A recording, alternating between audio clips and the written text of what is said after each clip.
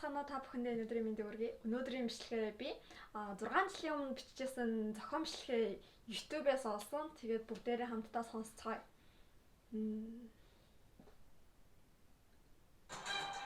Улаанбаатар хотын 375 жилийн ог өгтөн Сонгон эрхэн дүүргийн засаг даргын тамгын газраас хэрэгжүүлж буй хотын соёл төслийн хүрээнд хотын соёл надаас эхлэн эсэ бичлэгийн уралдааны шилдэг 4 эсээг цувралаар хүргэж байна.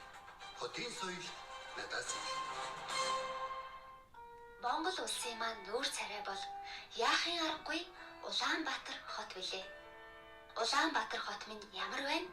Тэр чинээгээрээ дэлхийн тавцанд улсын маань нэр хүнд ямар байх нь тодорхойлогдно. Одоогийн бидний хамгийн том асуудал бол их хотын хөгжил дэвшил билээ. 1990 онд ардчилсан хувьсгал ялж бид бүхэн хүссэн газар руугаа чөлөөтэй явж өөр өөрийн гэсэн өмч хөрөнгөтэй байхын сайхныг мэдэрсэн. Гэхдээ энэ дунд биднээс алдагдсан зүйл бол ёс суртахуун, эх орноо хэмээх сэтгэл болон соёл юм. Эрх гэдэг ойлголтыг илүү чухалчилж авч үзэж, төлхөө сурчилснаас үүдэн үүрэг гэдэг гол зүйлийн талаар бүрэн гүйцэд ойлгуулж чадаагүй юм. Энэ амар хөөрхөн бичлэгтэй хийсэн байлаа. Би тэгээд энийг ийм бичлэгээр хийсэн гэдгийг нь болохоор баг энэ зохион бичлэгийг бичээд өгөө. Би энэ зохион бичлэгт миний зохион бичлэгийг шилдэг дөрөвт орсон гинэ тэр гэдгийг ерөөсөө мдээгүй байсан. Тэгээд баг 6 сар баг жилийн дараа нь мэдсэн. Тэгээд айгу хөөрхөн.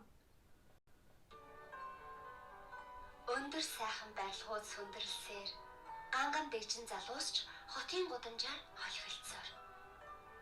Гэвч үүний цаана хогондоо дарагдсан гудамж талбай, уурлаж уцаарлсан жолооч нар, хүнд суртал, хүссэн газраараа зам хөндлөн гардаг явган зорчигчд.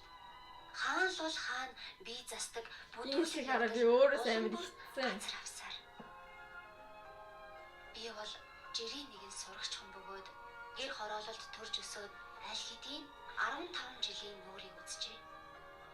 Өглөө бүр эртлэн босч эрдмийн өргөө рүүгээ эрч хүчээр дүүрэн явдаг хэдий ч орой гэхэд тэр их эрч хүч урам зориг маань хотын тоос шороо утаа унаартай хутгалдан уур уцаараар дүүрдэг нь харамсалтай. Өнөөдөр манай улсын олон иргэд гадаадд амьдарч байна. Бид тэдэнд эх орноосоо урвсан гэх хоч өгөхийн оронд тэдний хүссэн нийгмийг цогцлоох хэрэгтэй. Ирээдүйд миний үр хүүхэд энэ нийгэмд ийм орчинд өсч торних вэ гэхээс сэтгэл маань өвддөг. Тийм ч учраас би гадаадд илүү сайхан хотод амьдрахыг хүсдэг. Ийм хүсэлтэй залуус манай оронд бишгүй л олон байцаа. Миний бодлоор хүүхдүүдийг цэцэрлэг, сургуульд ороход эхлээд эрхийн биш үүргийн сайтар сургаж эх оронч үзэлтэй болгох хэрэгтэй. Хамгийн чухал үүрэг бол эх орноо хамгаалах билээ. Иннээс гадна ардчилсан нийгэм гээд хаа хамаагүй газраар зам гарч болохгүй. Ардчилсан нийгэм гээд дуртай газраа бие засч болохгүй. Ардчилсан нийгэм гээд хогийн савнд хийхгүй байж болохгүй шүү дээ. Хот маань эргээд биднийг илэрхийлэх гол зүйл болох учраас өөрчлөлтийг өөрсдөөсөө эхэлцгээе.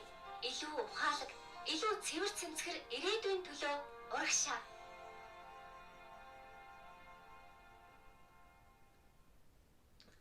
За ингээд би 6 жилийн өмнө бичсэн эссе байгаа. Тэгээд сэдв нь болохоор ерөнхийдөө хотын соёл надаас эхэлнэ гэдэг. Энэнийг ингээд сонссон чинь бараг ойлгох чинь амар 6 жилийн өмнө яг ингэж боддог байсан. Тэгсэн чи яг өөрөө ингээд тэр гадаадад ирээд ингээд суралцж байгаа хүмүүсийн нэг болоод тэгэхээр